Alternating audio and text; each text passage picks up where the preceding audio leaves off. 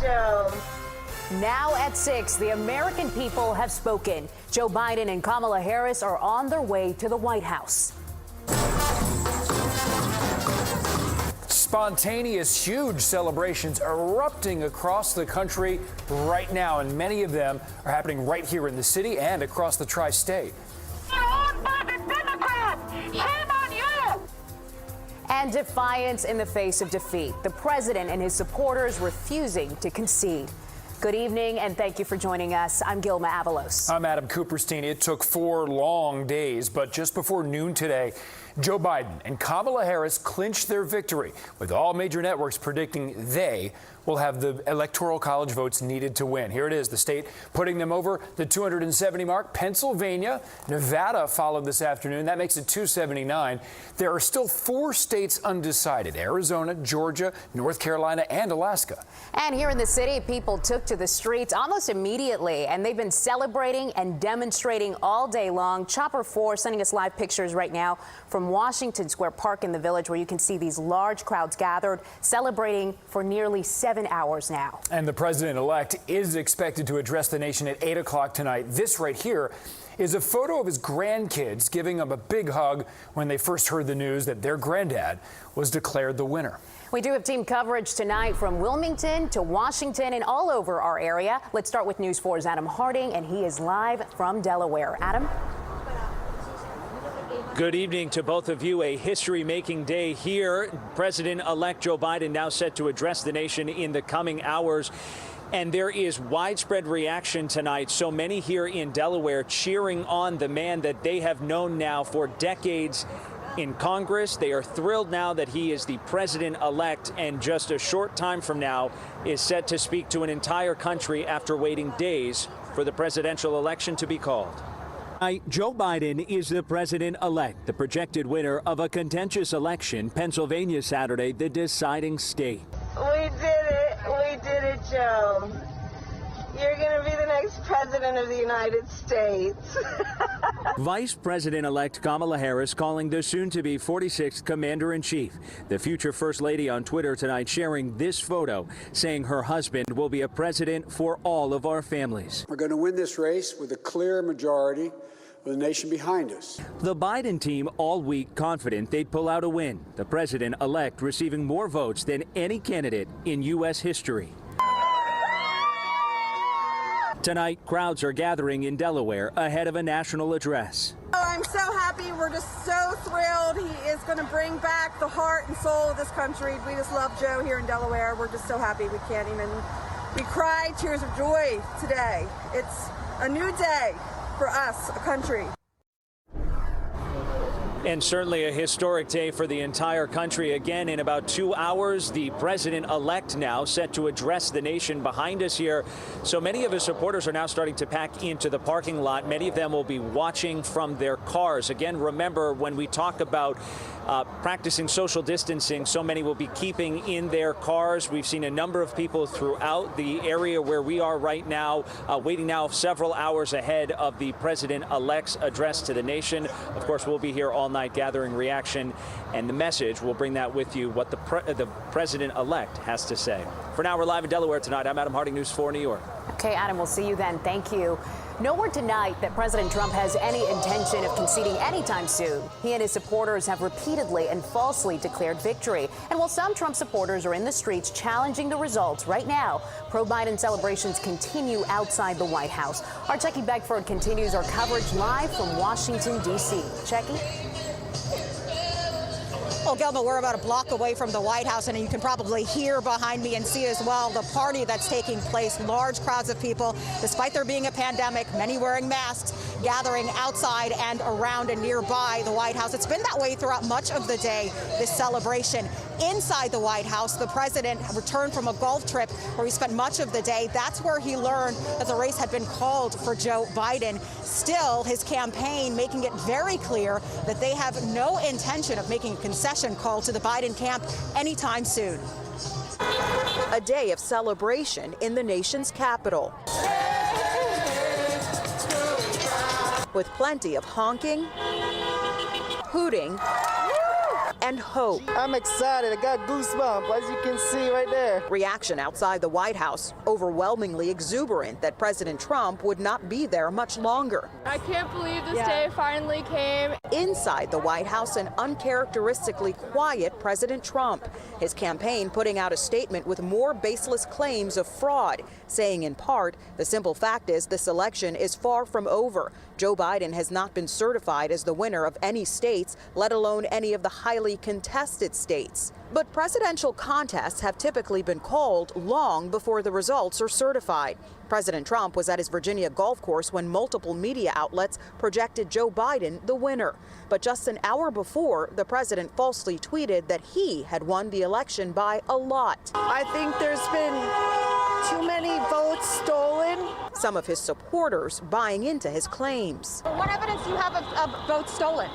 Ask Mayor Giuliani. The president's personal attorney today again claiming voter fraud in Pennsylvania without providing any evidence. As you know, from the very beginning, the mail-in ballots were a source of some degree of skepticism, if not a lot of skepticism, as being innately prone to fraud. But again, Giuliani not offering any evidence of that fraud. Meanwhile, we have not heard from most Republican lawmakers who have been called upon to denounce the president's statements about the mail-in process. We're live in Washington, D.C. tonight. Checky Beckford, News 4 New York. All right, Checky, thank you. Now, when word of Biden's victory hit the streets today, New Yorkers hit the streets, and they were filled with the sounds of celebration, including this one right here. It's outside Trump Tower. News 4's Phil Lipoff is live in Times Square tonight, and he has reaction from both sides of this race. It looks still pretty packed there, Phil. It does, Adam. For the better part of the afternoon, the crossroads of the world behind me look more like a Biden-Harris rally. It was really that way, as you say, all across the city and across the river out in New Jersey. Crowds swelling, celebrating the minute this race was called. Greatest days for America. For the folks here in Columbus Circle, this moment was 4 years in the making. I jumped up and put my head out the window and cheered and cried. The original plan was to have a protect the election results rally, but as they were setting up, the race was called for Biden and Harris. An impromptu dance party broke out. Not much social distancing, but almost everyone wearing a mask.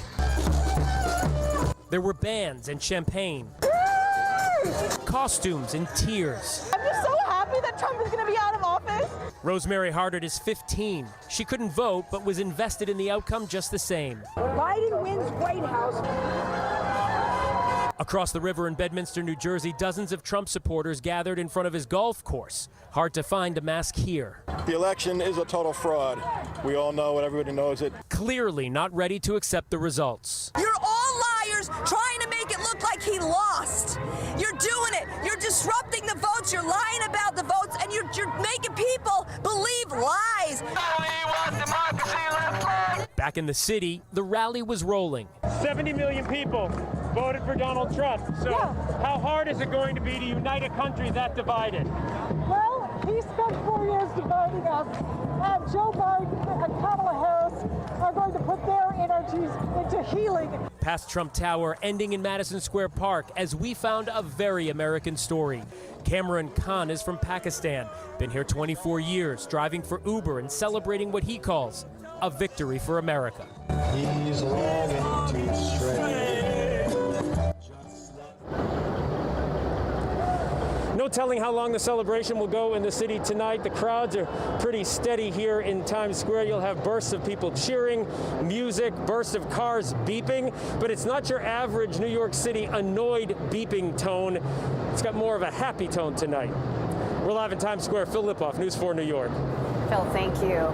In Arizona, supporters of President Trump are showing their displeasure with the outcome of the election. In Phoenix, dozens are gathering outside the Maricopa County Election Center, calling to, quote, stop the steal as votes are still being tallied there. News 4's Jonathan Deans joins us now with a look at how we got to where we are today and what's ahead. And John, there have been no substantiated reports of voting misconduct. Yeah, that's correct. Amid today's celebrations and protests, Biden's winning margin appears only likely to grow. Close margins in some states, but for the last 48 hours, most of the key counts were turning Biden's way, leaving the president to cry foul with so far no evidence. Some Republicans now congratulating President-elect Biden. Biden supporters cheering in Philadelphia. Mail-in ballots from that city sealing the victory. Pennsylvania critical, turning out to be Biden's easiest, but not his only, path to victory. For more than 3 days, both sides short of 270. But the Biden camp knew Pennsylvania could provide the knockout blow. And if not, Nevada and Arizona could do it. As protesters rallied outside where votes were being counted in the swing states, those counting the ballots took oaths to do the job right, taking time to count record number of ballots, many by mail. Strength of the integrity of this vote is really unparalleled. After Pennsylvania came in for Biden, and later Nevada too, New York Senator Schumer had this message for President Trump. Go home to Florida. Some Republicans accepting the result, Maryland's governor offering congratulations to President-elect Biden. Senator Mitt Romney also congratulated Biden and Harris, saying, "We pray that God may bless them in the days and years ahead." Texas Republican Senator John Cornyn also seemingly resigned, tweeting, "A Democratic majority in the Senate would cinch the radical agenda of the left." President Trump vowing legal fights, even though his electoral vote count loss is growing. And then our numbers started miraculously getting whittled away. His road to victory was a narrow one. The president needed Pennsylvania, plus several other swing states, to pass Biden and get over the 270 electoral vote hurdle. But with states like Georgia still too close to call, and with Trump falling behind most remaining states, with the mail-in ballots still being counted, it seems it would only be a matter of time before Biden would be declared the winner. The New York Post editorial page, which supports President Trump, today said there is no evidence the election was stolen. The Post wrote the president should ask for the recount he's entitled to, wish Biden well, and look to the future. In the newsroom, Jonathan Dienst, News 4.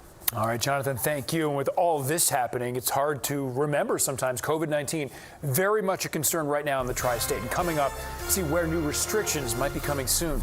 And then signed, sealed, delivered. A celebration for a worker on the front lines of both the election and the COVID crisis. And after record-breaking temperatures today, I'll let you know how long this warm November air will last. And we're tracking a tropical storm headed to South Florida. Coming up.